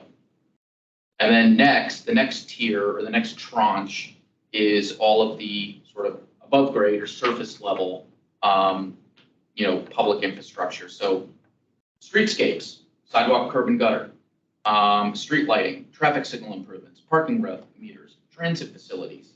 All of this kind of stuff has to be delivered prior to us issuing a CO for any of the spaces in the above grade building. So any of the permanent spaces, essentially. Stormwater is mentioned there. How is stormwater addressed in this document? Or is it not addressed in this and it's otherwise because of the Chesapeake Bay ordinance effectively takes care of those issues? Well, stormwater is reviewed as part of the civil engineering plan. And it is reviewed per the Chesapeake Bay ordinance. Yeah, and so that is part of the civil engineering plan. But since and again, this may be something I may have to go back to DES and get a better answer on, but we don't have specific separate standards on stormwater because it's just all in the Chesapeake Bay ordinance. Because it was a big part of, for example, the Washington Kirkwood building. Stormwater was a really, really big deal for that one. Because of the moving the pipe and the overland relief facility on it. I know it's a big issue in a lot of the neighborhoods now, so any project that comes up, first thing they ask about usually is, what are you going to do with the stormwater for that? Yeah, I mean, it's part of our review of the, we require as part of the submission of the site plan drawings that they provide stormwater management, best management practice calculations as part of their drawings. It's in their civil drawings. And so that's reviewed by DES as part of the site plans that come forward. And so, most site plans, it's not an issue, right? If they comply with the Chesapeake Bay ordinance, they're already improving the situation. In the Washington Kirkwood project specifically, we identified that as an issue. We said we need this overland relief area. So that was a big component of our review. Excuse me. Are there standards for water? Because every site has, we know what the square footage is, and it doesn't matter how tall it is. It's just what is the permeable surface. A lot of them is 0. So do we have standards for how much water has to be retained on site prior to being released, and how much is the release? How many gallons per minute, for example? Do we have standards like that? So we know that when we have a 100-year storm on that site, there'll be X amount of water coming down. We know upfront X amount has to be retained and can only go out in so many gallons per minute into the storm surface. Yeah, we absolutely have those standards. I could not tell you what they are. No, and I but They are part of. They're not part of the site plan, right? So they're part of the county code and the Chesapeake Bay ordinance. Okay. And so they were reviewed for every project, no matter whether it's a site plan or by right or whatever. Okay. How often are those updated? Because we know, for example, like the flood maps are way, way out of date. And the storms we've had here over the past few years totally blew through those projections because we're in climate change now. And are we looking to move forward to update, to have tighter regulations for this, or require more robust performance rather than relying on decades-old flood maps and storm, and rain averages? Yeah, that's something that's separate from the site plan process. That wouldn't be in a site plan condition. That just has to do with the county stormwater code. I can go back and talk to Jason Papacosma and DES and ask him how often are those regulations updated, but it wouldn't be part of the site plan unless there was some specific issue. This will come up on Boulevard, for example. Sure. Because those are neighborhoods that are very affected by those big storms. There's a lot of concern that any development is going to exacerbate the problem. Even though I keep telling people any new development is going to be better what's there now. So you can't possibly make it worse. You can only make it better. But is it going to make it enough better? It's going to be the questions. Sure. So moving on, the final let's see, I talked about tranche number 2. So the final tranche is, as I alluded to before, this is something we just recently did, is the private amenity levels. So prior to the final CO, you have to deliver your private amenity levels that are above grade. The next condition is the utility company notification. Pretty straightforward, pretty standard. If you're digging, you've got to notify any utility company so that they can go in because you're disturbing the earth, then go in and make upgrades they may have planned. Final landscape plan. So this is another really long condition, but this requires the submission of a final landscape plan, which is also required for the zoning ordinance to be reviewed by our landscape plan. And there are various standards, as you can see here, for what needs to be shown on the landscape plan. One of the things is that this needs to be coordinated with the CEP. A lot of other jurisdictions, you would see a landscape plan and a CEP in one specific plan set, like a land development plan or something. Something CEP, that civil engineering Yes, plan, not yes. community energy plan, is Correct. usually what I think of. Correct. We have 2 CEPs, yeah. In this case, in Arlington, another thing that makes us unique, we have 2 separate plans for this. So again, we have a number of standards that tell you what needs to be shown on the final landscape plan. One of the things. Types of planting are not, types of planting. Absolutely, types and species of Does it plants. say, okay, is there preference given here to natives anywhere? We don't currently have anything in the conditions with a preference for native plants. If there is a I think, first of all, I'll say that, we are doing the forestry and natural resources plan at the moment, and that is likely to be something that comes out as a recommendation of that plan. And so obviously the site plan conditions are implementation, so that's downstream of the policy. So if we have that policy in place, we'll of course adjust our regulations and our implementation. Right now, I think, it's hard. I think you have 2 kind of issues, right? One, you can say native plants, but what do you mean by native plants? Do you mean native to Northern Virginia? Do you mean native to the Eastern Seaboard? Do you mean, native to North America? I would think right? we want to be specific, Yeah, native so- to Northern so Virginia. There's that, and then there's also the availability of species. So not every nursery has every species. So you sometimes have to mix and match, and so there's That's that actually issue another as thing well. which I want to be careful about not being overly prescriptive of native, because native is changing. Climate change, our growing zone has changed just in the past 20 years. That things that were native 20, 50 years ago may not be native 20 years from now. So we have to allow ourselves enough flexibility and our sites enough flexibility to evolve what can survive here, because there are some things that may not be able to survive in the future. Other things will become native that aren't now. So, I just throw that as in the interest of time, I do want to keep us moving to clarifying questions about the document. I think these are really good points, and I think if we're updating the site plan conditions next year, we could have the discussion that we're having now. And I also see that Commissioner Weir has his hand raised, so I just wanted to. Thanks, Commissioner Peterson. I don't want to belabor the point other than to point out that there is a big difference between non-native and invasive, and that the real policy concern is preventing invasives. There are a whole host of non-native plants that are just fine, and we've seen a number of instances where where landscape architects have explained why our policy goals are not met by only using natives for this, that, and the other reason. But thank you for indulging me immediately after having said that you wanted to move on. I'm going to shut up on that. Thank you. And along that line of thinking, the final landscape plan is reviewed not only by the planning division, but also by the DPR Urban Forestry Group, and they, maintain a list of invasive species. So there are a lot of eyes on this plan, and we make sure that no invasive species are included. So moving on. Page 38 of 72.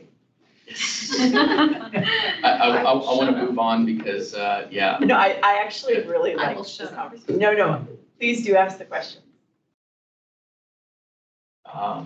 Okay, so FAA documentation.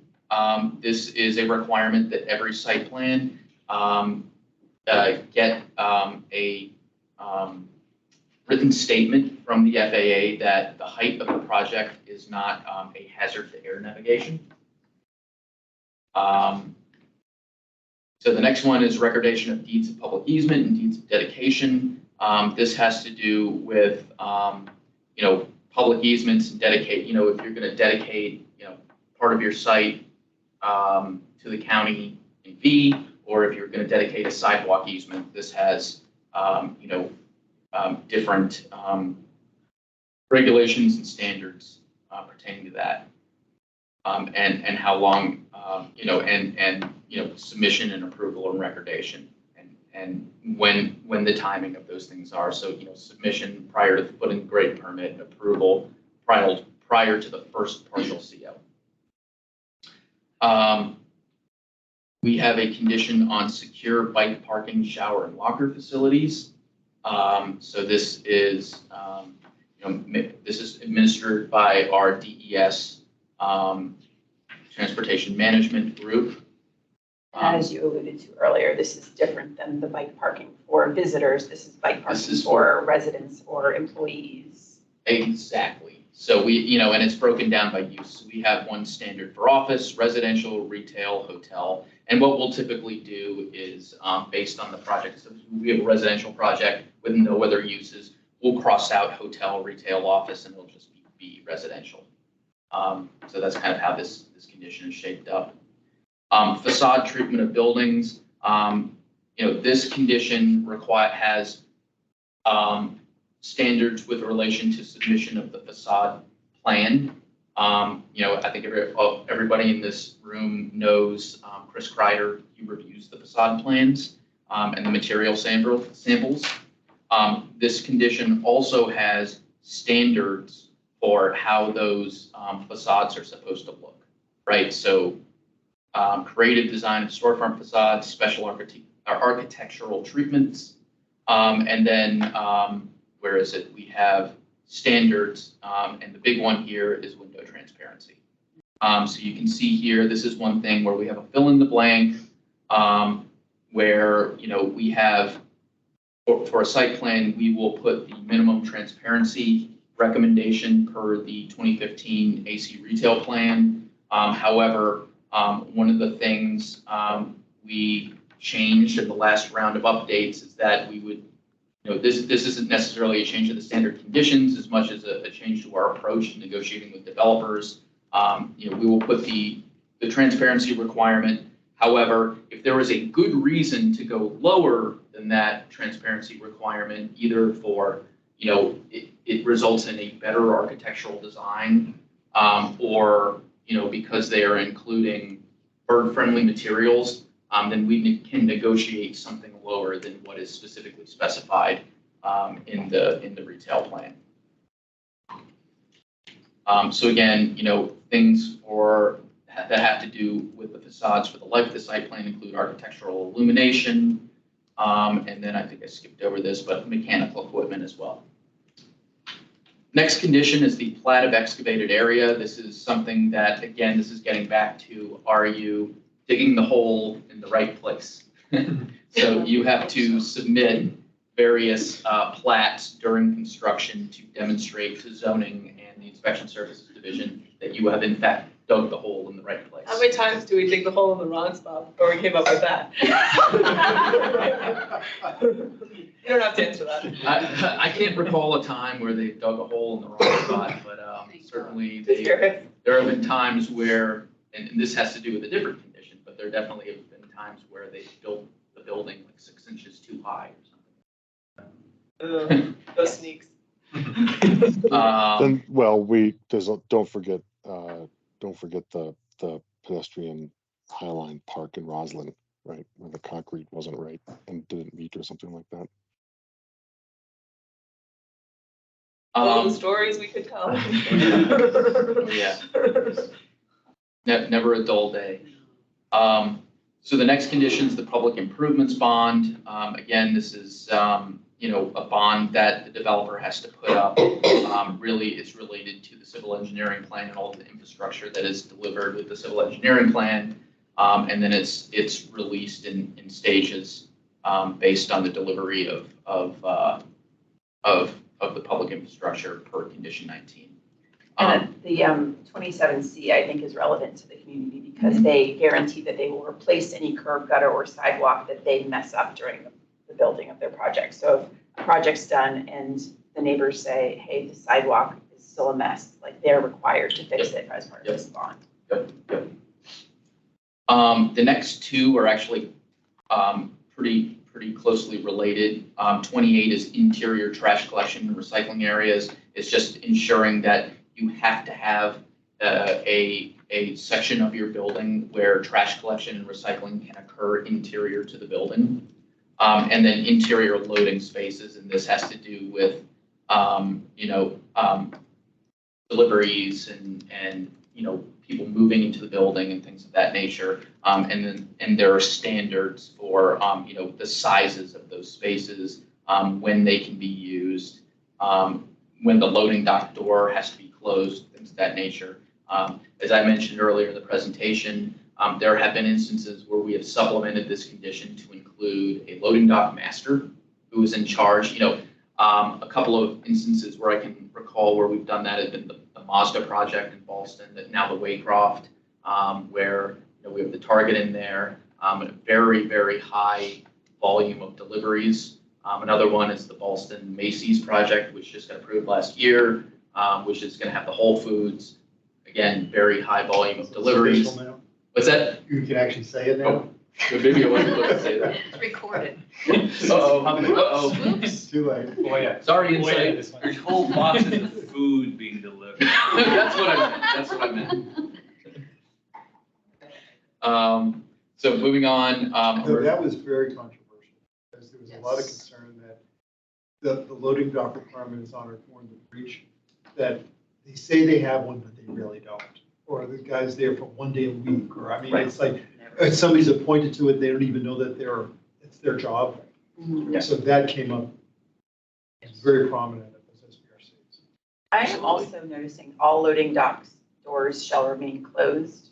Oh, it has to be closable doors. But yeah, they're supposed to be closed when they're in use, but I feel like I see them open all the time, just left open all over the county. So I will tell you, based on a vast amount of experience, this is a very difficult condition to enforce because there are exceptions for this. Obviously, you have to open it up when vehicles are coming in and out.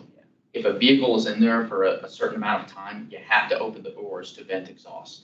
And so, times where we have gotten complaints about doors being left open, it's been very difficult for us to actually find evidence of a violation because it's been times where, a truck was in there for a while unloading things. And yes, they have to keep the doors open because they have the truck running. Or like sometimes I'll have those shredder trucks that, at office buildings, they'll set a whole bunch of paper down and they'll do the shredding in the truck. Well, the truck has to be running for that. You have to keep the doors open while you're doing that because of the exhaust. Yeah, they also leave open because it stinks so badly on Garfield Street by the Dunkin' Donut. Yeah. Oh, that's always open. That's what the dumpster is for the restaurants. It really smells. Yep. Every time I open. So the next condition is just requirements for emergency vehicle access on surface parking and plaza areas. The next condition is, this is the standards for parking, and kind of it is another one of these conditions, which used to be about 5 separate conditions, where about 10 years ago, we did a major update and we kind of pasted all of these together. So this is the condition that is going to have, what the approved parking ratio is by use. And for projects that are utilizing the residential parking guidelines, we added this in here recently. It has a residential visitor parking ratio as well. Another thing that this condition has is requirements for, operation and management related requirements, but also, garage and parking management plans. They require certain projects, not all projects, to submit, all projects have to submit a garage plan, which shows, where parking is located for each different user group. And then some projects, not all, mostly projects that have parking that is going to be utilized by the general public, have to submit a parking management plan. And what this is going to do is just demonstrate that the public can get to this pool of parking. And that, the way the garage is designed, you're not going to end up with, a long queue of cars waiting to get into and out of the garage. Can I just go back really quickly to the office spaces are required to let their parking spots be open to the public from the end of the workday until midnight. Correct. And they have to have a parking sign on display so the public knows that there is parking under there. Yes, absolutely. Where do we see that? Page 52. No, I know where we see it there, but I haven't seen it around my neighborhood with office parking. I'm just curious. And the pricing has to be public. It can be flagged for future, but I was just curious. I'm like, there's a whole bunch of buildings in my neighborhood that I've never seen. We've asked for it. We have a lot of shared parking and office projects in Clarendon and Shirlington. I can't speak to Ballston. A lot of those projects are older, and I don't know exactly when this condition was developed. But hasn't been applicable in a while because we haven't had too many office projects. Historic artifacts? Yeah, historic artifacts. Again, this is just kind of in the event, you demo a building and you start digging and you find a whole bunch of historic artifacts. This is what you have to do. The utility fund contribution. We have a county-wide underground utility fund that every single project has to pay into. And this is the amount right now, and this is adjusted every single year based on inflation. And I will Where does that money go? Yeah, that it is a bone of contention and a lot of for the neighbors when just saying that down the road, we should flag that it is, whenever they hear it, they assume all the utilities are, and to apply for it, there's not enough money to do anything. It's very.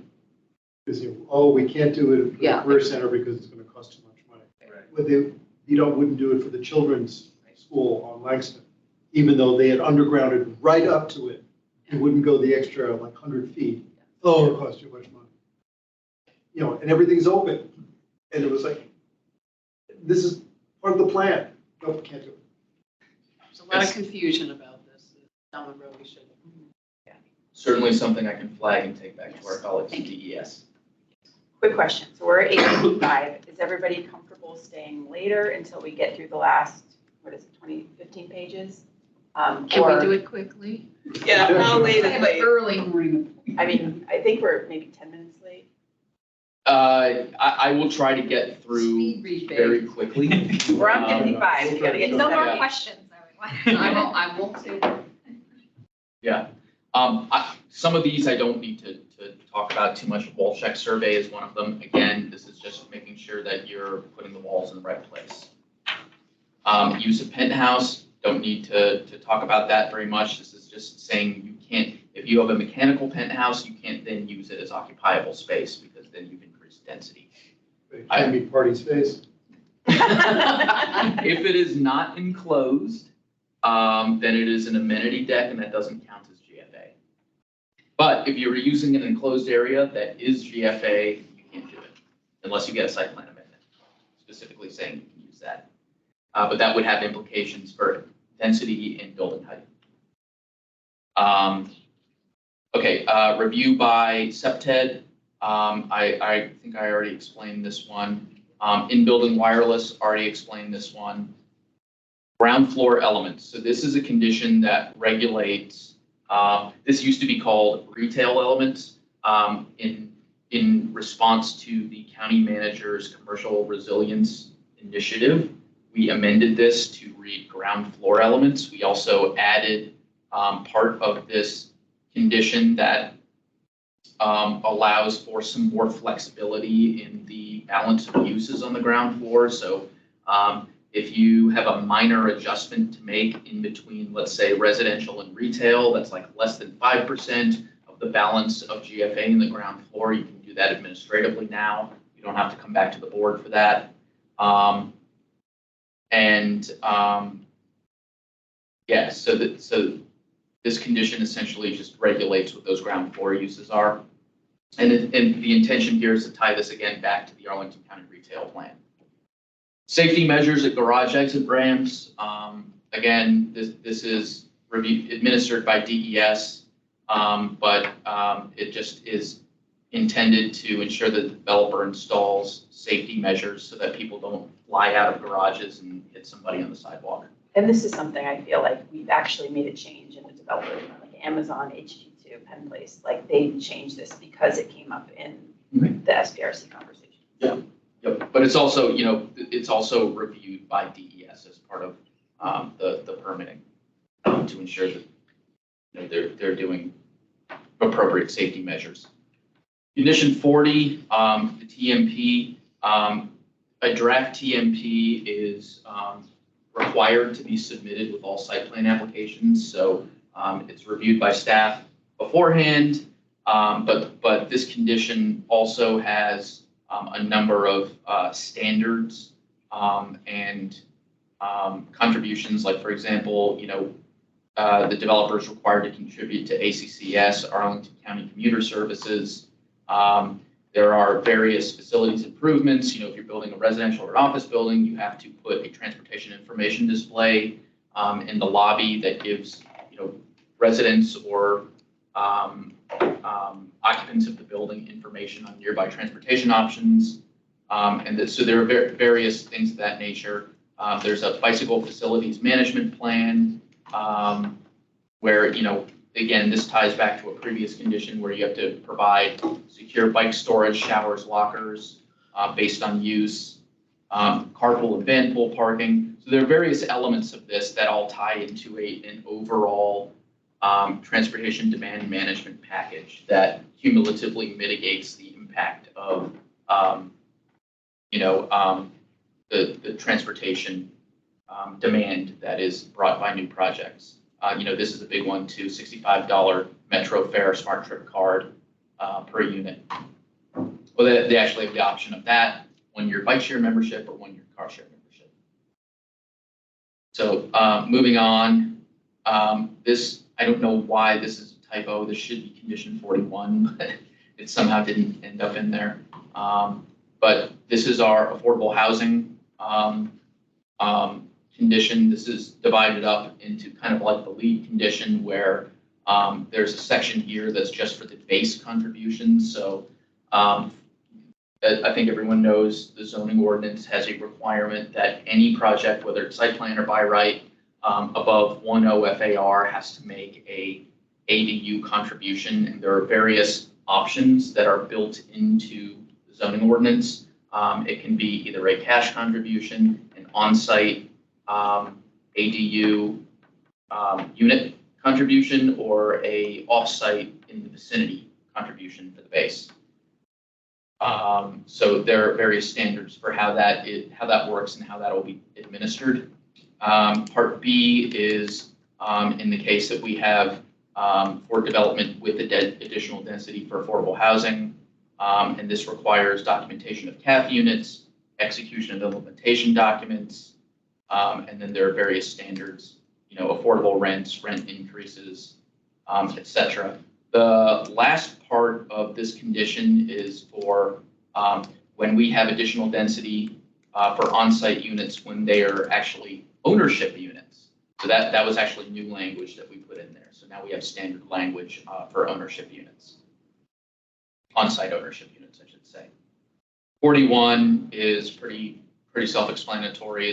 This just requires that residential condos and HOAs have the site plan conditions for the project available to anybody who buys a condo in that project.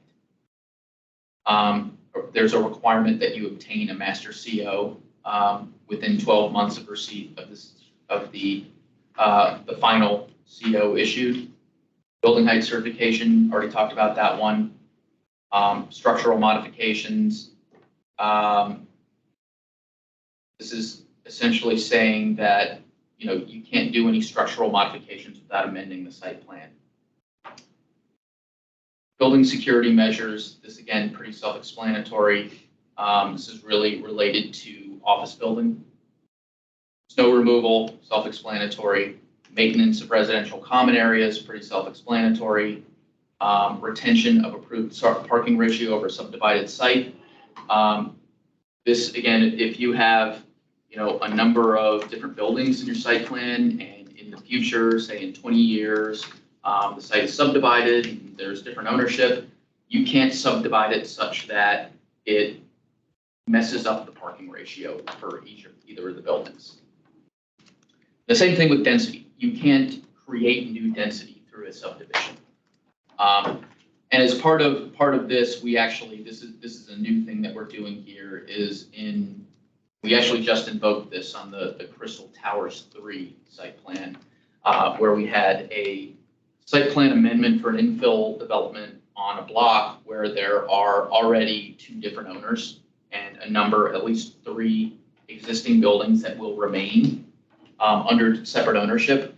So what we did here is, for any future amendments, we establish a site area for each of those buildings. So if somebody wants to come in the future and, you know, demolish one building and build a new one, well, now we have codified what the site area is for that specific building, and we can do the density that way. Refuse delivery to county disposal facilities, that's pretty self-explanatory. Canopies and awnings, that's also pretty self-explanatory. This was a condition that's relatively new that was developed by our real estate bureau to regulate people putting canopies and awnings on their buildings. I think that is our last standard condition. Okay. Just a quick question. Yes, well, so I just wanted to say, first I want to open it up to questions for the group before we close. I also wanted to say we did not have public comment tonight because we weren't discussing a controversial issue. We weren't opining on these site plan conditions. We were only reviewing them as a kind of educational primer for new planning commissioners, and also just as a refresher to us who have been around for a while. That said, if some member of the public has questions about what we discussed tonight, you are welcome to email any of us planning commissioners, or do you have an email address where members of the public could ask? You can email me directly. If there are members of the public that are listening, I actually already typed my email address into the chat, so please feel free to take that. And if you just think about a random question about site plan conditions, I'm always happy to chat that way. Yes, and normally we do have public comment at planning commission meetings, but because you know, of the nature of tonight's meeting, we did not. So planning commissioners, if you have any kind of final questions before we close out for the evening. A quick one. So Sure. I can't remember what we call it, but when we built lots of buildings and there is supposed to be like a public crossing between the buildings, so you don't have to walk 3 blocks around. I can't remember what the Public access. That's the one. So there are a number of buildings that have actually constructed locked gates on both sides of those. What does the public do because it wasn't supposed to be that way, but it turns out that way. Sure. So we will have a condition for a public access easement for, you know, either like a pedestrian passageway or something like that. And we have a public access easement, we lately have been differentiating that from a public park easement. So there would be separate language for that. But a public access easement, I think part of the language that we would put in there would be, you know, the hours in which, or the time frame in which, you know, the public is permitted to be there. So if somebody put up a locked gate, that would be a violation of that condition, and we can enforce that. So the neighbors could then appeal to who? They would submit a complaint to the zoning office, to zoning enforcement. The zoning would go out there, conduct an investigation. If a violation was found, they would issue a notice of violation. Following up on that, we have how many hundred site plans now, going back to 1960. I think. Yep. All of them have conditions. Yep. How can they possibly enforce them? Is that, and there are more coming every year, our staff is limited, no one visits them regularly. Clearly, that's not going to happen. How do we make sure, especially in the older ones, Mhm. that things are still being done that they're supposed to be doing? So it's And how does complaint-based, a right? member of the public find? Right, because some of the site plan things are really complaints in arcane order and you to- wouldn't know it just walking by. Sure. Sure. Yeah, I mean, we, as I mentioned earlier, we have a complaint-based enforcement regime. So we don't do active enforcement of site plans or the zoning ordinance. In fact, a lot of the site plans, nobody even knows where they are because they're in the archives, and I know staff has had problems finding old site plans. We have, I can tell you, I've been down in the basement sorting through boxes for site plans from like 1961. Right. It's like, how could you even know if they can, we don't even know what the conditions are anymore. Sure. But, that being said, like I said, we're on a complaint-based regime. When we do get complaints, we do enforce them that way.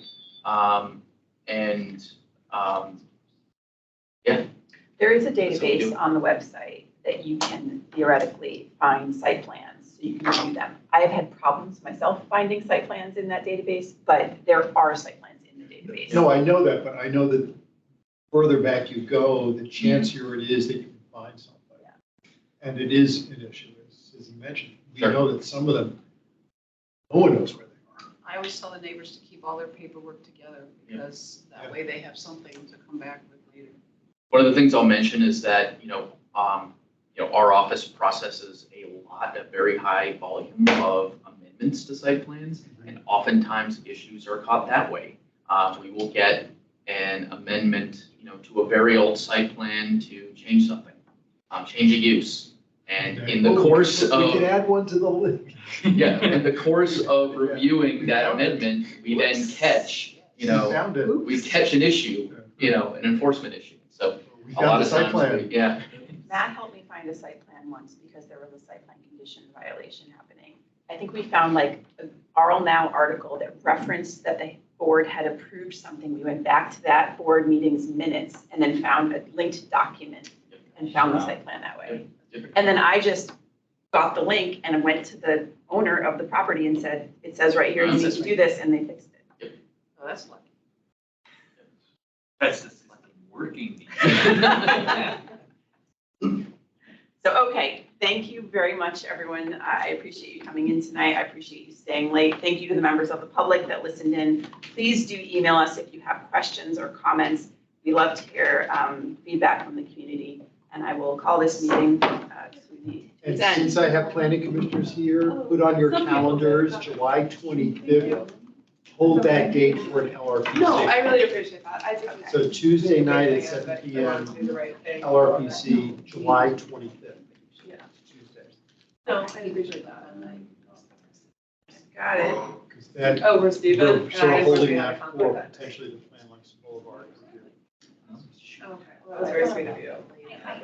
10:30, maybe I'll make it. Well, I was trying Had a to, question. well, it was. No, No, I just. Yeah. Not. Stephen told us about it, and that was really, I brought it to you, I was there, because I really didn't have a virtual one. Teams meeting. And then I remember you get cookies delivered. You would then, everybody else The, choose it too. The one for James, and that was more like a big gift night thing. Someone gave it to us when we had, our son, and it was so nice to just like have those like dinners, like, dinners for tonight. Thanks for putting this together. Sure. Some people think that. I promise, thank you. I really appreciate that, thank you.